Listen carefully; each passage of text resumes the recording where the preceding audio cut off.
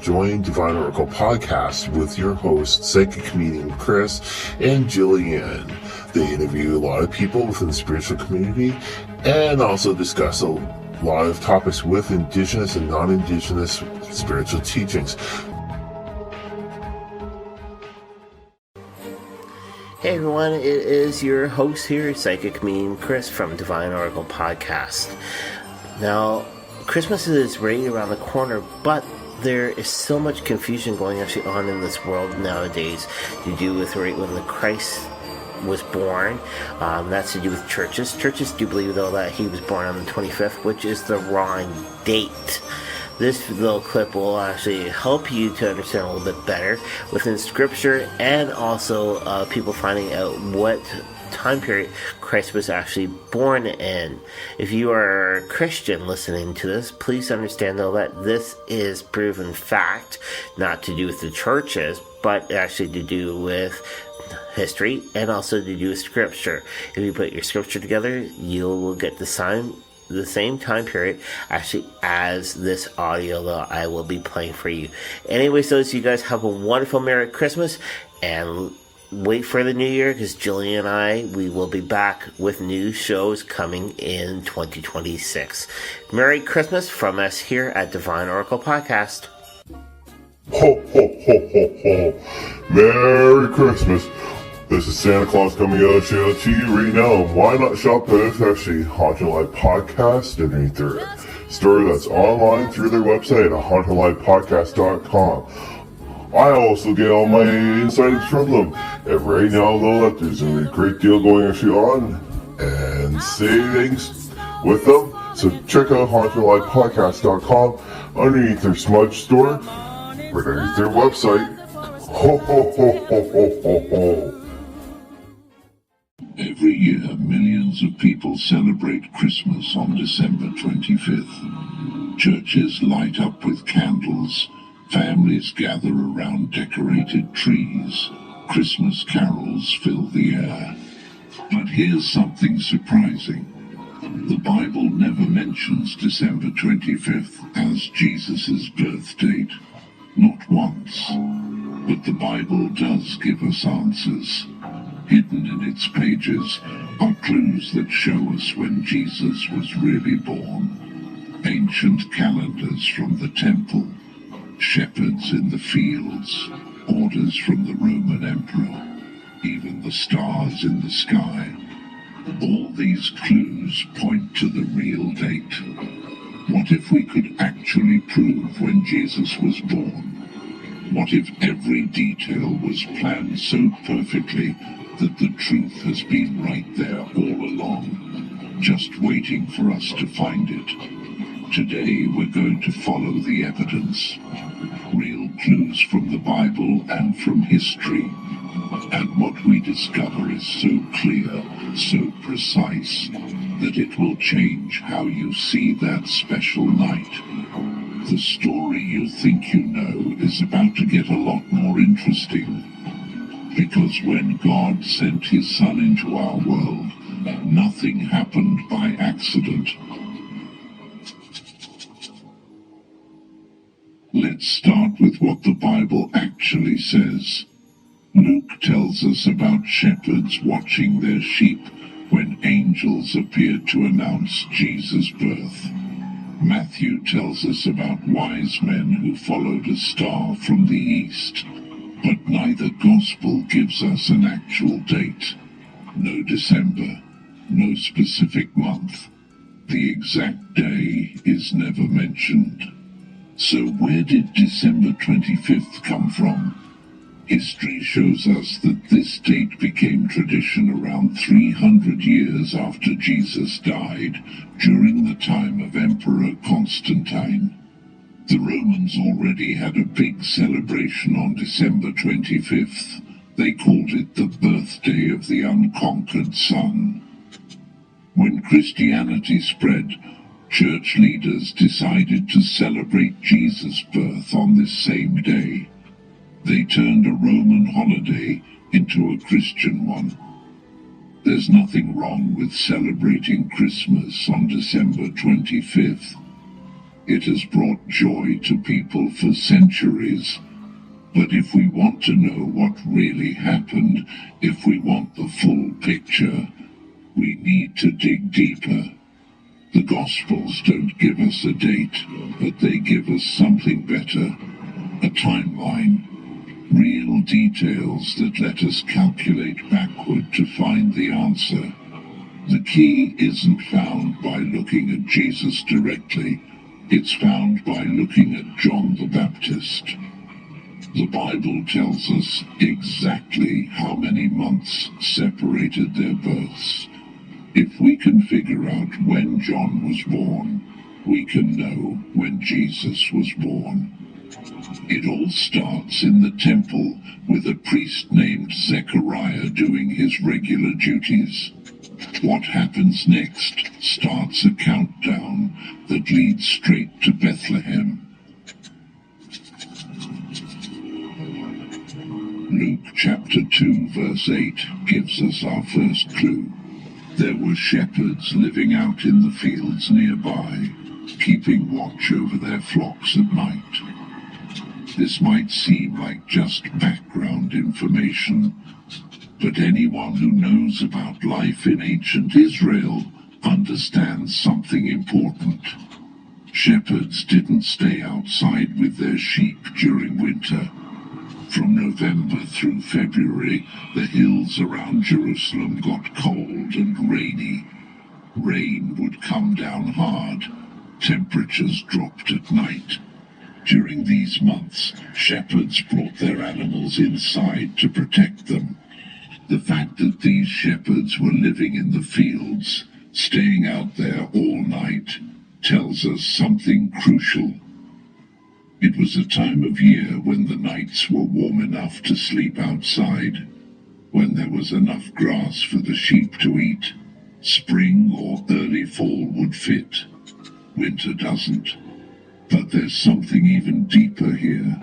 The fields around Bethlehem weren't just any pastures. This is where they raised lambs for the temple sacrifices. For generations, priests had come to these exact hills to pick perfect lambs. Lambs whose blood would be used to pay for people's sins. And on one of those mild nights, angels appeared to these shepherds with a message of hope. The true Lamb had been born. The one who would bring forgiveness and new life. The same hills that had raised lambs for sacrifice were chosen to hear the news of the Lamb who would save the world. Even creation seemed to be part of the plan. The season, the location, the symbolism. Nothing was accidental, and the next clue confirms it. An order from the Roman emperor that fulfilled ancient prophecy. Luke chapter 2 verses 1 to 3 tells us about something that changed everything. In those days, Caesar Augustus ordered a census of the entire Roman world. This was the first census while Quirinius was governor of Syria. Everyone had to go to their own town to register. This wasn't just paperwork. This was how Rome controlled people. Cold, efficient, and uncaring about how it affected lives. But even the emperor's order served God's plan. It forced Joseph and Mary to travel from Nazareth to Bethlehem. And Bethlehem was exactly where the Messiah had to be born. 700 years before this, the prophet Micah had written, "But you, Bethlehem, though you are small, out of you will come a ruler over Israel." Micah 5:2. An emperor who knew nothing about this prophecy gave an order that made it come true. But there's another detail here that helps us know the timing. Romans never did censuses in winter. They were practical. They needed people to travel. They needed roads to be clear. They needed food to be available. Late summer or early fall had all of these. Winter didn't. Think about what Joseph and Mary faced. More than 80 miles of travel, mostly on foot, or maybe with a donkey. Mary was about to give birth, traveling in cold rain through muddy roads with nowhere to stay along the way. It would have been nearly impossible and very dangerous. But in autumn, dry roads, good weather, fresh harvests to feed travelers, it makes sense. Everything fits. And the next clue goes even deeper, to an ancient calendar that had been counting down to this moment for centuries. This next piece of evidence is really precise, almost like math. And it starts with a priest named Zechariah, John the Baptist's father. Luke 1:5 tells us that Zechariah belonged to the priestly division of Abijah. This detail matters more than you might think. The priests in Israel worked on a strict schedule. 1 Chronicles 24 explains how King David divided them into 24 groups. Each group served in the temple for 1 week at a time, from Saturday to Saturday. They kept this rotation all year, except during 3 big festivals when all 24 groups served together. Abijah's division was the 8th group. Historical records and Jewish tradition help us figure out when they served. In the year scholars call 5 BC, the rotation started in early spring. By the time we count through the first 7 groups and the Feast of Unleavened Bread, when all priests served together, we get to Zechariah's turn in late May or early June. But it gets even more specific. The week right after Zechariah's regular service was Pentecost, another major festival when all priests had to be in Jerusalem. This means Zechariah served 2 weeks in a row, his regular week plus the festival week. Luke 1:8-13 describes what happened during this time. While Zechariah was burning incense in the holy place, the angel Gabriel appeared with news. His wife Elizabeth, though old and unable to have children, would have a son. And verses 23-24 are very precise about what happened next. When his time of service ended, he went home. After this, his wife Elizabeth became pregnant. If Elizabeth got pregnant shortly after Zechariah came home in mid-June, we can count forward. John the Baptist would have been born about 40 weeks later, in late March or early April of the next year, 4 BC. Now here's where everything connects. Luke 1:26 tells us that in the 6th month of Elizabeth's pregnancy, God sent the angel Gabriel to Nazareth to a virgin named Mary. That would make Mary's conception around December, and 9 months from December brings us to September, early fall of 4 BC. Let's trace the timeline step by step. First, Zechariah serves in the temple during the 8th division, late May to early June, 5 BC. Second, Elizabeth gets pregnant shortly after he comes home, mid to late June. Third, John is born 40 weeks later, late March or early April, 4 BC. Fourth, Mary gets pregnant in the 6th month of Elizabeth's pregnancy, around December, 5 BC. Fifth, Jesus is born 9 months later. September or early October 4 BC. The temple calendar, set up centuries before Jesus was born, was counting down to this moment. Even the rhythm of priestly service, week by week, rotation by rotation, was part of God's plan. The sacred routine of worship had been preparing, generation after generation, for the exact hour when heaven would send the promised Messiah into the world. While the priests were keeping time on earth, signs were forming in the sky, signs that would guide travelers from far away to a stable in Bethlehem. Matthew chapter 2 tells us that wise men from the east saw a star and followed it to Judea, looking for the newborn King of the Jews. For centuries people have wondered, what was that star? Was it a miracle? Just symbolic? Or something we can actually track? Modern astronomy gives us an amazing answer.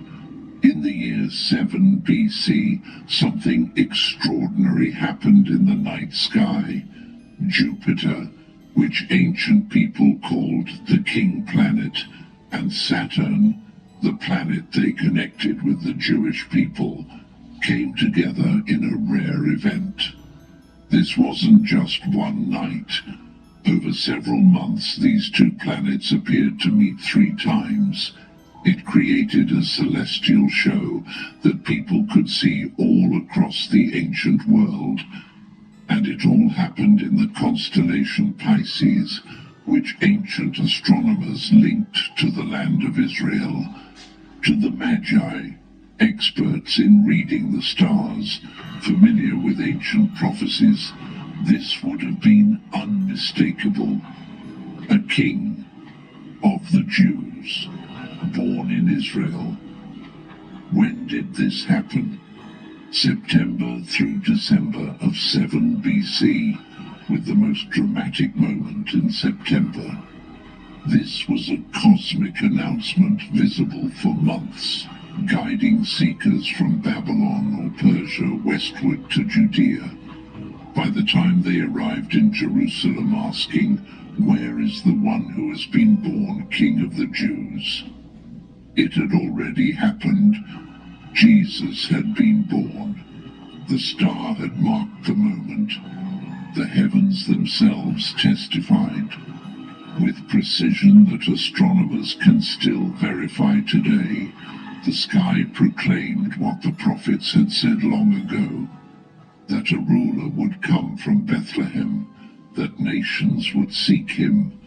The stars announced it across the sky. God spoke through Scripture. He spoke through prophets, and he spoke through creation itself, arranging planets in their paths so that even people who had never heard of Israel's Messiah would know. Something world-changing had happened in September of that year. But there's one more layer to this, a connection so powerful that it changes how we understand what it meant for God to send his Son in human form. The festivals of Israel were about to give that moment its deepest meaning. John chapter 1 verse 14 contains one of the most beautiful statements in all of Scripture. The Word became flesh and dwelt among us, and we have seen his glory, glory as of the only Son from the Father, full of grace and truth. Most English Bibles say dwelt, but the Greek word John uses is eskenosen, which literally means to set up a tent or to tabernacle. John was making a direct connection to the Feast of Tabernacles, one of Israel's most important celebrations. He was showing us something much deeper than just saying Jesus lived with people. The Feast of Tabernacles, called Sukkot in Hebrew, happened every year in early fall, late September to early October. For 7 days, Jewish families would build temporary shelters and live in them. This helped them remember the 40 years their ancestors spent in the wilderness after leaving Egypt. It was a celebration of God's presence with his people. God who lived among them in a pillar of cloud during the day and fire at night. God who met them in the tabernacle, the tent where heaven touched earth. But the festival season actually started 10 days earlier with the Feast of Trumpets, Rosh Hashanah, on the first day of the 7th month. Trumpets would sound all across Israel, announcing the beginning of the holiest time of year. In Jewish tradition, this feast became known as the day of the king's coronation, when God's rule over creation was proclaimed. Now imagine this. What if Christ was born during this sacred season? What if the King of Heaven entered the world as trumpets announced his arrival? What if the Word became flesh exactly when Israel was preparing to celebrate God's presence among them? The symbolism becomes perfect. Emmanuel, God's presence with us through his Son, appearing during the very days when his people celebrated his nearness. The God who once lived in a tent in the wilderness was now sending his Son in human form, living in the ultimate tent, a human body, the eternal stepping into time, the infinite becoming limited. There's a practical side to this too. Luke tells us that when Joseph and Mary got to Bethlehem, there was no room at the inn. Why would inns be full? During the fall festival season, Jewish families from all over would travel to Jerusalem and nearby towns to celebrate. Bethlehem, just a few miles from Jerusalem, would have been packed with pilgrims building their temporary shelters, getting ready for the feast. The crowded inns fit, the timing fits, the theological symbolism fits. Every thread comes together, the priestly calendar placing Jesus' birth in September, the shepherds out in mild weather, the star appearing in September of 7 BC. And now the fall festival season, from trumpets announcing the king to tabernacles celebrating his dwelling. If Jesus was born during this time, the meaning becomes impossible to miss. The king announced by heavenly trumpets, God's Son living among his people. And one day, those same trumpets will sound again when he returns. But even this perfect harmony of prophecy and festival is confirmed by one more witness, history itself. And it comes from an unlikely source, the rule of a fearful, murderous king. Matthew chapter 2 tells us that when Herod heard of a newborn king, he reacted with fear and rage. History remembers him as ruthless, paranoid, and addicted to power. When he failed to get information from the Magi, he issued one of the darkest orders in the New Testament. Every boy in Bethlehem, 2 years old and younger, was to be killed. A horrifying decision, but one that unintentionally gives us a precise place on the timeline. The Jewish historian Josephus records the key detail. Herod died shortly after a lunar eclipse and before Passover in the year 4 BC. That single fact becomes a boundary line. Jesus had to be born before that eclipse. and not just weeks before, long enough for the Magi to travel, for Herod to realize he'd been deceived, and for the order to be carried out. That's why he targeted every boy 2 years old and younger. He was covering a time range. When we place these events together, the window becomes very narrow. Jesus was born while Herod was still alive, but not earlier than the priestly timeline we saw with Zechariah and Elizabeth. Most conservative scholars land in the same place, between 7 BC and 5 BC, with 5 BC the strongest match. It gives time for the star to appear, for the travelers to arrive, and for Herod's rage to unfold. Each and every Saturday at 10 o'clock Eastern Standard Time, join Divine Oracle Podcast with your hosts, psychic comedian Chris and Jillian. They interview a lot of people within the spiritual community and also discuss a lot of topics with Indigenous and non-Indigenous spiritual teachings. Join them Saturdays at 10 o'clock on most apps that are actually out there. But if you're looking for them directly, look for them underneath Podbeam, underneath Divine Oracle Podcast.